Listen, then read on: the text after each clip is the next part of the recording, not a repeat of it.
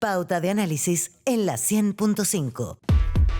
Las últimas décadas han sido escenario brutal de incendios que arrasan con todo. Y hemos visto también otros momentos, 2017, ¿no es cierto?, 2024, 23-24, en la cual el fuego se convierte en un protagonista brutal, atroz de estos veranos. Y tiene que ver también con altas temperaturas. Queremos justamente cambio climático, ampliar un poco el abanico, tratar de entender y no solamente quedarnos, ¿no es cierto?, en el balance y en los números, sino tratar de entender a qué nos exponemos y en qué estamos como país.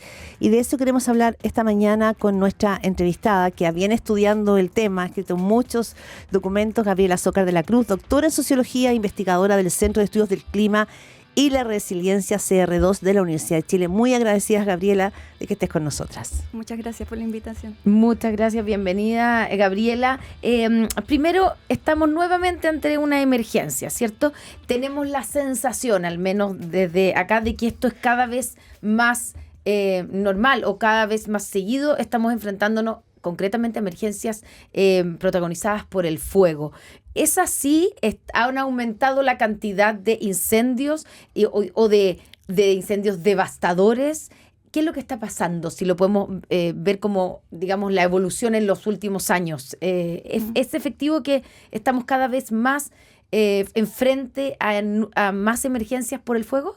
Sí, es efectivo y justamente tiene que ver con el cambio climático, ¿no? Porque las condiciones para que se inicie un incendio y se propague son cada vez más favorables, lamentablemente. ¿Y eso son temperaturas altas? La sequía también, porque también la sequía genera que el material combustible esté aún más candente, ¿no? O sea, que se incendie con mayor facilidad y se propague con mayor facilidad.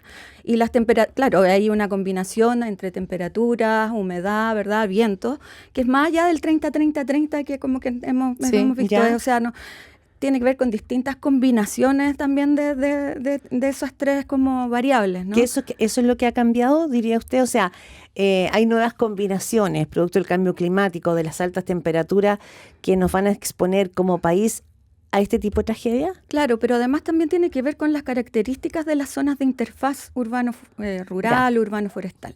¿Qué son estas zonas de qué interfaz? Para poder entenderlo. La zona de interfaz, si pensamos que está la zona silvestre, sin nada construido, y la zona urbana con todo construido, la zona de interfaz es todo lo que está en el medio, donde uno puede encontrar distintos como asentamientos humanos, actividades humanas, ¿verdad?, con distintos niveles de densidad también. Hay zonas donde hay casas aisladas, ¿verdad?, y hay otras donde hay poblados, ¿no? Pero todo lo que está entre medio. ¿Y esas zonas son las que están más expuestas, estas zonas de interfaz? Claramente, porque son las zonas que están además rodeadas de zonas boscosas, de matorrales, de material, digamos, combustible, ¿ya? Y es además, como ahí hay actividades humanas y es cerca de de este material combustible que es el bosque o que son las plantaciones, justamente ahí es donde hay más riesgo de que se produzca alguna conducta intencional o negligente, ¿no?, que genere un incendio forestal de este tipo. Ahora, esto lo estamos viendo en nuestro país, pero también lo vimos, no sé, en Estados Unidos con esos incendios horrorosos el año pasado en California y también que arrasó. Y claro, uno mira y uno dice, entonces no nos pasa solo, no es un problema de que no estemos preparados o que no hayamos hecho todo lo que hay que hacer para enfrentar esto, que puede ser también, pero da la impresión de que estamos siendo sorprendidos por la voracidad de los incendios, que claro, que antes teníamos incendios, pero o se controlaban o las condiciones no eran tan terribles y tan extremas, o lo que dices tú, tal vez que la manera como nos hemos instalado, como los asentamientos, el que no haya espacio entre la zona silvestre y la zona urbana, ¿qué es lo que ha cambiado que hace que estos incendios aparezcan como más voraces y que sea imposible detenerlos? Bueno, justamente las condiciones en que se producen, como les decía, la sequía, o sea, esto es cambio climático. Esto es cambio climático, de todas maneras. Ahora, solo un punto con la sequía, porque los últimos años en esta zona, o los últimos 2 años, ha llovido, han sido especialmente lluviosos, después de una sequía enorme, pero han sido especialmente lluviosos, y eso hace que haya más vegetación también, que se pueda digamos, o sea, creció quemar. más. Claro, entonces... digamos, no hay o sea, es una sequía acumulada, pero puntualmente hace 2 o 3 años ha llovido mucho en esa zona. No, claro, mira, la sequía, uno dice ya, tuvimos estos 2 años de lluvia, sin embargo, los impactos de la sequía en los bosques, en el suelo sobre todo, ¿no? La capacidad del suelo también de, por ejemplo, de filtrar el agua y todo eso, es todavía... La estamos observando todavía, ¿no? Todavía no podemos decir tuvimos 2 años de lluvias y la sequía, por lo tanto, la superamos completamente. Las secuelas de la sequía todavía las estamos observando.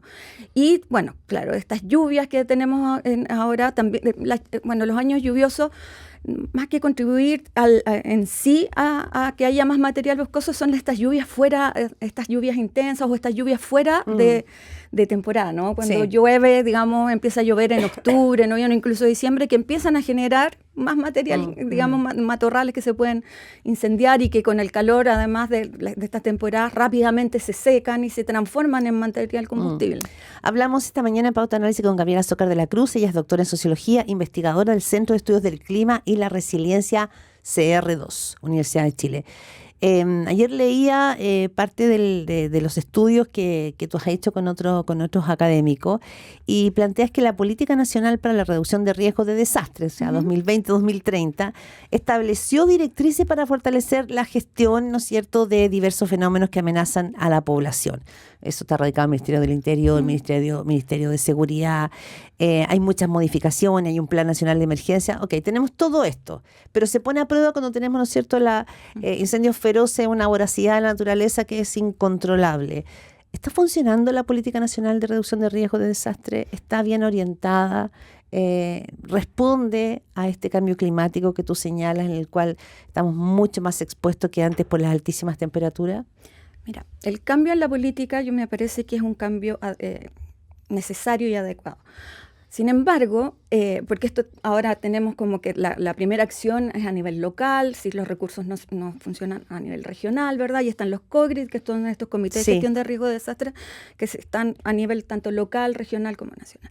Y además estos COGRID convocan a organismos técnicos y políticos, ¿verdad?, que se tienen que coordinar, se arman estos comandos de incidencia en situaciones de emergencia. Bueno, pero la autoridad nos decía hoy día, tanto el subsecretario Ricardo Montero como Víctor Ramos, que esto demuestra que se actuó rápido, o sea, que rápidamente se decretó estado de catástrofe, que se ha actuado rápido, no sé cómo... Mira, yo creo que hay sectores donde han habido muchos aprendizajes y se han empezado ¿cómo que se llama?, a desarrollar, por ejemplo, simulacros previos a los incendios. Hace poco estuve en un simulacro en ¿cómo que se llama?, en la región del Mar, o sea, en la provincia de Marga, pero no es común que esto se haga. Entonces yo creo que todavía la política en su instalación es reciente y los aprendizajes lamentablemente son lentos. Entonces va a depender mucho de la capacidad de coordinación de cada comuna, de cada región, de cómo han abordado esta nueva política, cómo se han preparado, ¿no?, para enfrentar, digamos, este tipo de emergencias y otras, ¿no? Y yo creo que ahí los aprendizajes son diferenciados. Pero cuando hablamos de aprendizaje, ¿a qué nos referimos? ¿A cómo se ha traspasado esta información a la ciudadanía para su propio resguardo en estas zonas que tú dices, interfase, eso que está entre la zona silvestre y las zonas urbanas?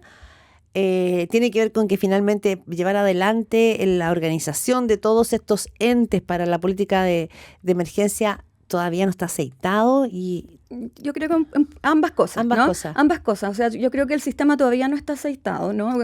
Tal como tú dices, porque todavía pareciera que no hay completo conocimiento de cómo opera esto, ¿no? Entonces, de cómo se activa, de que en un minuto, en el fondo, se tiene que, en el fondo, recurrir a los recursos primero regionales, luego a los centrales, de la rapidez con que se tiene que qué tipo de recursos además son los necesarios.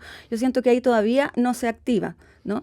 Igual a mí me llama la atención en los últimos años, parte de los aprendizajes, por ejemplo, en la región del Maule, que hubo muchísimo aprendizaje después del 2017, ahí uno puede observar que que lo que se ha logrado, más que haya menos incendios, ¿no? Es que se detectan con mayor rapidez y por lo tanto se detienen con mayor rapidez. Se aíslan. Se aíslan y se controlan. Se controlan con mayor rapidez. Pero aquí pareciera que pasó mucho tiempo en detectar los focos. Ya, y ahí, claro, que se lo preguntábamos, ¿cierto?, al subsecretario, a uno de los dos subsecretarios con los que hablamos, que están de enlace, si no hubo demora, porque a todos nos tocó escuchar al alcalde de Penco llorando por los medios, diciendo que por favor fuera alguien a ayudarlos, que se quemaba la ciudad completa, el pueblo completo y no había nadie, y que le habían dicho que el COGRID se iba a reunir a las 9 de la mañana al día siguiente, y esto eran las 3 de la mañana y ardía Penco y ardía Lirquén, etcétera. Y bueno, lo que el subsecretario Ramos dijo que le extrañaba porque estaba todo desplegado, pero da la impresión de que todavía hay espacio para que la respuesta del Estado sea más ágil y más rápida. Por supuesto. ¿A tu juicio? Sí, por supuesto. O sea, no puede ser que una autoridad no sepa lo que está haciendo otra en estos momentos. Eso habla de una falta de... Puede que hayan desplegado recursos, pero no puede ser que la autoridad local no sepa eso o no vea esos recursos que se han desplegado. Entonces, ahí todavía falta mucha coordinación y aprendizaje. O sea, lamentablemente, que esta política, que a mí me parece asertiva, digamos, en términos de cómo se ha modificado. La política de desastre, ¿no es cierto? De desastre, ¿no? Sí. Me parece que es la manera de abordarlo. Lamentablemente los aprendizajes en torno a esto es a partir de la experiencia. Y a mí y todavía pareciera que no ha sido suficiente la lamentable experiencia que hemos tenido para que esta coordinación que es tan necesaria, ¿verdad?, entre los distintos niveles. Se ha visto, te digo a ti como académica que has estudiado el tema, que has escrito eso, ¿se ha visto descoordinación? Porque también justamente lo que ha rescatado la autoridad es que han actuado rápido, que han actuado mancomunadamente, que hubo estado de catástrofe muy rápidamente. De hecho, incluso se señalaba que había un tema ahí con la Contraloría y nos decía el subsecretario, no sé si Montero o sí, Víctor Ramos, que había sido más rápido que lo habitual, pero lo que se destaca es que han actuado mancomunadamente. ¿Tú consideras, en base a tus estudios, que... Mira, yo creo que los organismos técnicos que están encargados de la respuesta, ¿no?, ante la emergencia, sí han actuado como corresponde. Ahí que estamos bomberos, ¿verdad?, CONAF, que es el principal actor acá involucrado, digamos, en el control. Ellos, el nivel de conocimiento y experticia que tienen sobre esto es enorme. Y es cierto que más allá de todo ese conocimiento, e incluso de todos los recursos desplegados, a veces estos incendios a veces se descontrolan de tal manera que incluso con todos los recursos puestos en terreno... Pero faltarían recursos de diseño estratégico, faltan recursos económicos. Yo creo que más que nos faltan recursos económicos, porque el presupuesto nacional se ha triplicado en relación, si pensamos en 2017, ahora se ha triplicado el presupuesto asociado a los incendios forestales. Yo creo que falta coordinación entre los tres niveles, ¿no? Entre el nivel local, regional y central, ¿no? O sea, una cosa es que funcione bien el COGRID a nivel local, pero cuando es insuficiente tiene que activarse el nivel regional. Y ahí pareciera que no hay una comunicación tan clara cuando vemos al alcalde de Penco, digamos, señalando que no sabe o que no ha visto recursos que se hayan desplegado. Gabriela, estamos conversando con Gabriela Zócar de la Cruz, doctora en Sociología, investigadora del Centro de Estudios del Clima y la Resiliencia, CR2, de la Universidad de Chile. ¿Es posible pensar en medidas más, no de contingencia, estamos enfrentando la contingencia obviamente y la emergencia, pero en cómo estamos en que hay que cambiar cómo estamos construyendo, porque cuando pasan estas emergencias, pasó con los incendios de Viña, que nos dimos cuenta una vez más que hay una cantidad de gente que está viviendo, que ha construido casas en sectores que no debiera haber casas y por eso es muy peligroso. Entonces, y se plantea siempre, bueno, ahora vamos a reconstruir en otras partes con construcciones además que sean especial para enfrentar las emergencias del fuego. Y uno tiene todas las dudas de si efectivamente se hace y termina además siendo muy lenta la reconstrucción definitiva. ¿Qué es lo que habría que cambiar o hacer diferente de lo que estamos haciendo para que este tipo de eventos como los incendios tengan menores consecuencias, o es inevitable y tenemos que aprender a, digamos, a estar preparados para la emergencia simplemente. ¿Es evitable? En algunos casos no. O sea, la prevención, por supuesto que hay que educar en prevención y eso ayuda, y hay más recursos hoy en prevención, pero lamentablemente cuando ocurren estos eventos, como que los recursos se van todos al combate. Pero yo creo que el gran desafío, y que no ha sido abordado por la política pública, es como los protocolos de evacuación, ¿no? En Chile tenemos... ¿Por qué? En Chile sabemos mucho cómo evacuar frente a tsunamis. Está todo Claro, señalizado, sí. se hacen simulacros. Tuvimos que aprender después de una gran cantidad de muertos en el Sí, tsunami exactamente. del 27F. Ya. Pero una evacuación frente a un incendio de esta magnitud tiene una lógica completamente diferente y es muchísimo más complejo. Ahora, nosotros tenemos planes de emergencia por amenaza. Uno es el plan de emergencia por incendios forestales. Cuando tú revisas el plan sobre evacuación, lo único que dice es que tienen que tomarse las decisiones en el momento, nada más. Y que la autoridad es la que tiene que indicar cómo evacuar. No dice nada más. ¿Y qué tendría que decir? O sea, el plan, que deberían existir protocolos específicos. De cómo finalmente tú vas a evacuar. Porque imagínate las decisiones que tiene que tomar. O sea, no dejarlo solo a la voluntad, señor, le llegó una alarma, tiene que salir de su casa. No. Por una parte, pero imagínate las decisiones que tienen que tomar los organismos técnicos y políticos en el momento de la emergencia son bajo tensión, son sumamente complejas. Por lo tanto, si no hay como un conocimiento, ¿verdad?, de cuándo activar la evacuación, de cuáles son, digamos, los factores que te indican hacia dónde se debería recomendar evacuar, o cómo se debería recomendar evacuar, a pie o si es posible en automóviles. Todo eso se tiene que...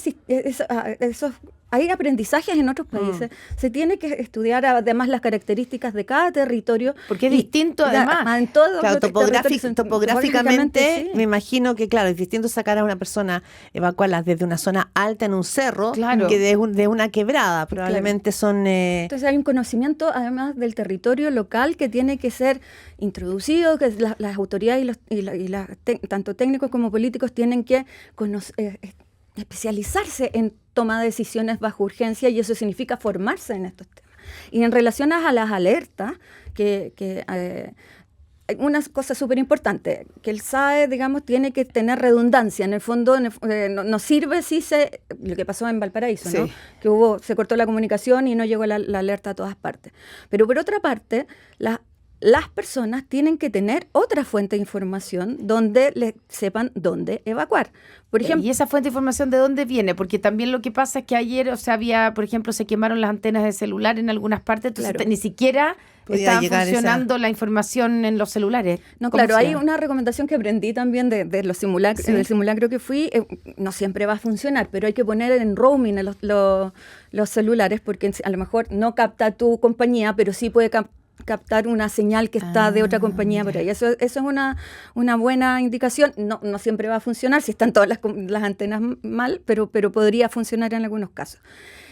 La radio.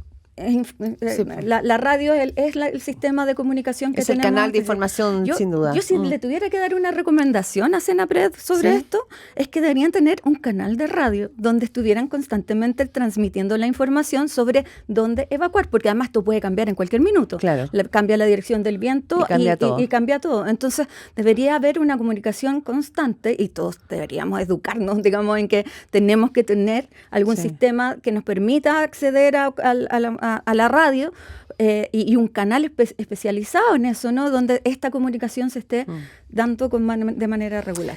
Gabriela Zócar de la Cruz, doctora en Sociología, investigadora del Centro de Estudios del Clima y la Resiliencia CR2, Universidad de Chile. Muchísimas gracias por esta conversación aquí en Pauta de Análisis. Gracias, Gabriela.